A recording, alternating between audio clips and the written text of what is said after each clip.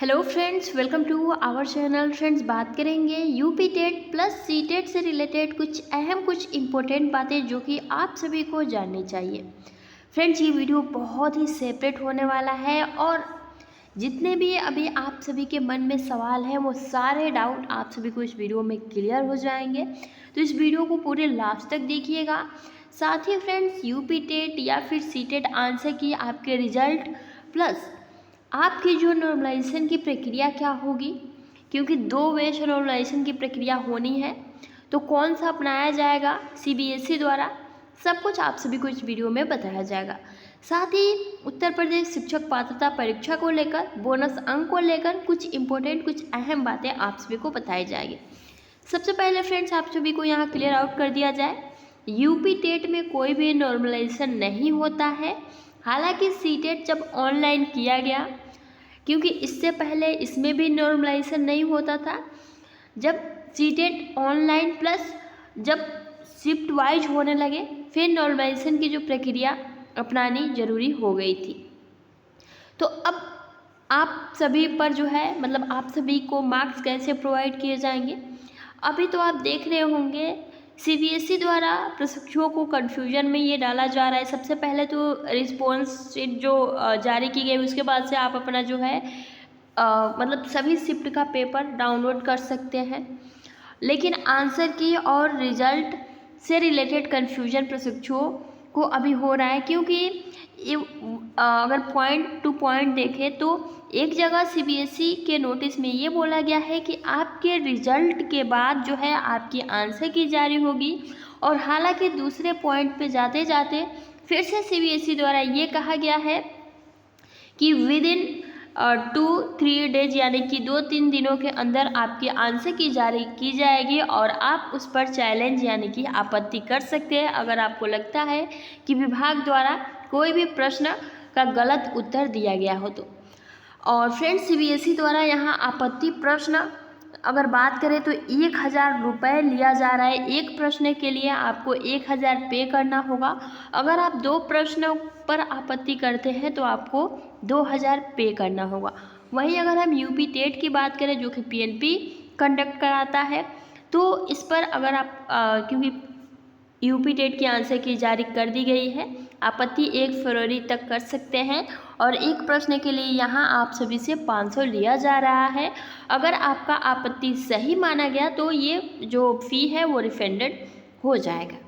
ये प्रक्रिया जो कि आप सभी को नॉर्मल ये इन्फॉर्मेशन होनी चाहिए। बात कर लेते हैं हम पहले सी टेट के बारे में, उसके बाद से आगे की प्रक्रिया के बारे में बात करेंगे यूपी टेट से रिलेटेड। ठीक है, तो फ्रेंड्स देखिए, सबसे पहले अगर हम सी टेट की ही बात करें तो सबसे पहले आप सभी का रिजल्ट जारी होगा। सॉरी, ऐसा ही कन्फ्यूजन बना पड़ा है। सबसे पहले आप सभी की आंसर की जारी होगी और 15 फरवरी तक आपका जो रिजल्ट है डिक्लेयर कर दिया जाएगा। अब रिजल्ट तैयार कैसे होगा, चलिए हम वो जान लेते हैं। जैसे कि फ्रेंड्स आप सभी को पता ही है कि जनरल के लिए जो पासिंग मार्क्स है वो 60% है, वहीं ओबीसी, एससी एंड एसटी प्रशिक्षुओं के लिए यहाँ 5% की छूट दी गई है, यानी कि 55%। यानी कि 150 प्रश्नों में से आप सभी के 90 प्रश्न करेक्ट होने चाहिए, और जो भी आपका 55% यानी कि जनरल ओबीसी, एससी, एसटी प्रशिक्षुओं के लिए यहाँ 82 प्रश्न करेक्ट होने चाहिए। अब देखिए, नॉर्मलाइजेशन में आप सभी को यहाँ बेनिफिट होने वाला है अगर आप सभी का मार्क्स इससे कम है या फिर आप सभी के इतने प्रश्न सही नहीं हुए हैं, क्योंकि ये परीक्षा आपकी शिफ्ट वाइज हुई है। इसलिए फ्रेंड्स यहाँ आपका नॉर्मलाइजेशन मेथड लगेगा।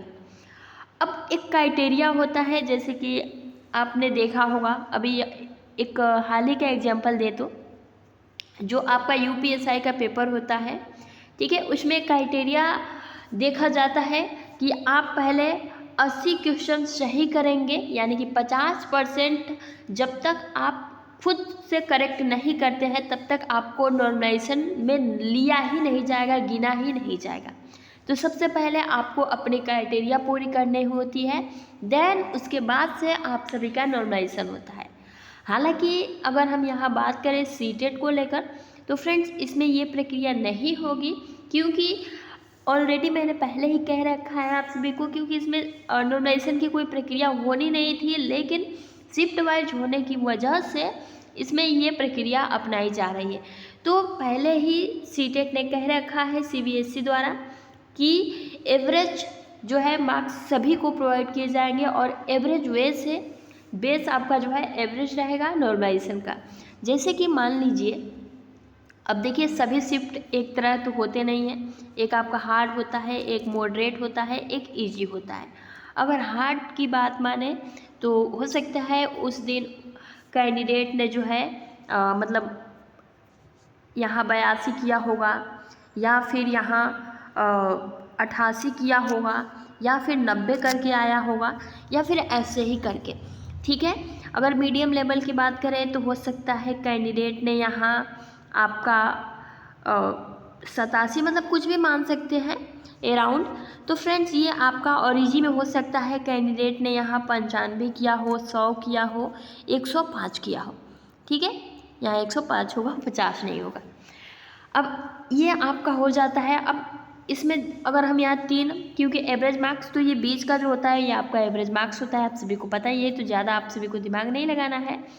तो सबसे पहले तो उस शिफ्ट का विभाग द्वारा, आयोग द्वारा एवरेज मार्क्स निकाला जाएगा, और उस एवरेज मार्क्स से पता चलेगा कि इस शिफ्ट का जो पेपर था वो हार्ड था कि इजी था कि मॉडरेट था। उसके बाद से देखिए यहाँ सबसे पहली बात, यहाँ किसी के भी मार्क्स कम नहीं होंगे।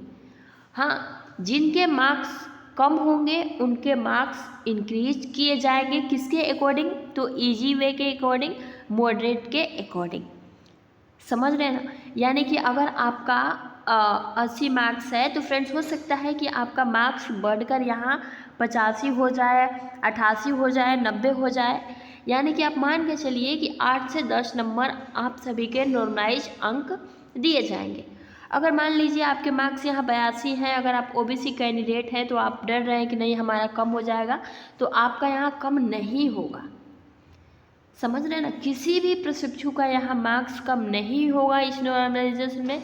हाँ, जिसका कम होगा उसका नंबर ज़रूर इंक्रीज हो जाएगा, और ये बस फॉर्मेलिटीज़ के तौर पे ये नॉर्मलाइजेशन रखा गया है, आप सभी को पहले ही हमने बता रखा है। तो यहाँ नंबर्स जो है सारे शिफ्ट को देखकर बढ़ेंगे। बाकी आप कमेंट्स बॉक्स में कमेंट्स करके बता सकते हैं कि आपका जो शिफ्ट था वो कैसा था, आपने कितने प्रश्न यहाँ करेक्ट किए हैं। बाकी अगर 2-4 नंबर से आप चूक रहे हैं तो बिल्कुल भी आप सभी यहाँ परेशान मत होइए, आप सभी का जो है यहाँ नंबर्स इंक्रीज कर दिया जाएगा विभाग द्वारा। जल्दी आप सभी को आंसर की मिल जाएगी। अगर गलत प्रश्न है तो उस पर आप आपत्ति कर सकते हैं। उसके बाद से 15 फरवरी तक आप मान के चले, उससे पहले ही जो आपका रिजल्ट है वो डिक्लेयर भी कर दिया जाएगा। तो आप सभी अब बिल्कुल भी परेशान मत होइए, सुपर टेट की तैयारी करिए, ठीक है।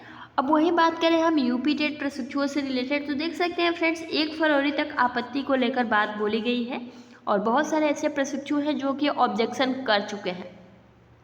जी हाँ फ्रेंड, देख सकते हैं। बाकी आपको इसमें करना कुछ नहीं, जो भी आपका रजिस्ट्रेशन लिंक मैंने आप सभी को पहले ही बता दिया था, updl.gov.in पर जाएंगे तो वहाँ फ्लैश हो रहा होगा यूपी टेट आंसर की ऑब्जेक्शन, ठीक है। उस पर क्लिक करेंगे तो आपको जो है पूरा डाटा मांगेगा, तो आप अपना रोल नंबर, रजिस्ट्रेशन नंबर डालकर जो है आगे प्रोसेस सबमिट करिएगा। उसके बाद से आपका बुकलेट सीरीज, उसके बाद से आप मतलब किस सेक्शन में आप सभी को आपत्ति है, किस क्वेश्चन में, तो उस क्वेश्चन को नंबर, क्वेश्चन क्या था, यूपी टेट आंसर मतलब आंसर की में क्या आंसर था, करेक्ट आंसर क्या लग रहा है, ऑब्जेक्शन जो है मतलब आपको एक प्रूफ भी सबमिट करना होगा कि कौन सा मतलब किस किताब में ये बात बोली गई है, किस वे पे आप कह रहे हैं कि ये प्रश्न गलत है। तो ये देख सकते हैं यहाँ पूरा कैंडिडेट द्वारा मेंशन किया गया है, और आपत्ति शुल्क आपको यहाँ 500 रुपये देना होगा। अगर आपकी आपत्ति यहाँ सही होता है तो 500 आपका वापस हो जाएगा। अब देखिए फ्रेंड्स, हमने पहले भी अगर आपने वो वीडियो नहीं देखा है तो आपको लिंक प्रोवाइड कर दिया जाएगा, आप वीडियो देख लीजिएगा। साक्ष्य भी आप सभी को प्रोवाइड कर दिए गए हैं, ठीक है। अगर नहीं आपने अभी तक साक्ष्य पाए हैं तो आप अपडेट विद काजल जाकर टेलीग्राम पर सर्च करके ज्वाइन करिएगा, आप सभी को वहाँ PDF मिल जाएगा। और फ्रेंड्स, ये आप सभी के सारे स्टार वाले प्रश्न हैं 1 मिनट, जो कि अभी आप देख सकते हैं। ये आपके सभी स्टार वाले प्रश्न हैं जो कि 2017, यानी कि ये जो सारे प्रश्न हैं इस पर आप सभी को कॉमन नंबर मिलेंगे। इस पर आप सभी को बिल्कुल भी हो सकता है कि इस प्रश्न का जो है, अगर आप इस पर ऑब्जेक्शन करते हैं तो पीएनपी द्वारा इसका सही आंसर अभिप्रेरणा दे दिया जाए। तो इस स्थिति में उन्हीं प्रशिक्षु को इसका लाभ मिलेगा जो कि इस पर टिक किए होंगे। ठीक है, अगर इस प्रश्न की बात करें तो। और फ्रेंड्स आप यहाँ देख सकते हैं इसका पूरा मतलब दिया गया है कि देखिए, सबसे बड़ा साक्ष्य एनसीईआरटी में जाइए, एनसीईआरटी के बुक में सब कुछ है। 11वीं क्लास चैप्टर 6 में आप जाएंगे अभिप्रेरणा, तो उसके बारे में सारा कुछ दिया गया है। ठीक है, और उसके बाद से फ्रेंड्स एक और जिसमें आप सभी को 100% स्टार मिलने वाला है, देख सकते हैं, ग्रंथियों के आधार पर व्यक्ति के विभिन्न, और यह आपका 2017 में जो है इस पर कॉमन नंबर सबको 1 नंबर प्रोवाइड किया गया था, तो इस बार भी प्रोवाइड किया जाएगा। ठीक है, उसके बाद से आँख की किरकिरी, जो कि आप आई होप कि बहुत ज़्यादा इन प्रश्नों से चर्चित हो चुके होंगे, इस पर भी आप सभी को 1 स्टार मिलने वाला है। उसके बाद से शिक्षण हेतु मानसिक उद्वेलन प्रतिमान के बारे में सबसे पहले समस्या समाधान होता है, ना कि सृजनात्मक। तो फ्रेंड्स हो सकता है इस पर पीएनपी जो है आंसर 4 इस बार टिक करके दे दे। बाकी मैंने आपको पहले वीडियो में सब कुछ बता रखा है, जो भी 5 स्टार वाले प्रश्न हैं, जो कि एक इंग्लिश का भी है। ठीक है, तो वो आप जाकर वीडियो देख लीजिएगा। बाकी आप सभी बिल्कुल भी परेशान मत होइए, 1 फरवरी तक जो है आप सभी के पास टाइम है, आप आपत्ति करिए। ठीक है, मिलते हैं फ्रेंड्स जल्दी। कोई भी आगे अपडेट आता है तो, कोई भी डाउट है तो आप नीचे कमेंट्स बॉक्स में कमेंट कर सकते हैं। Thanks for watching.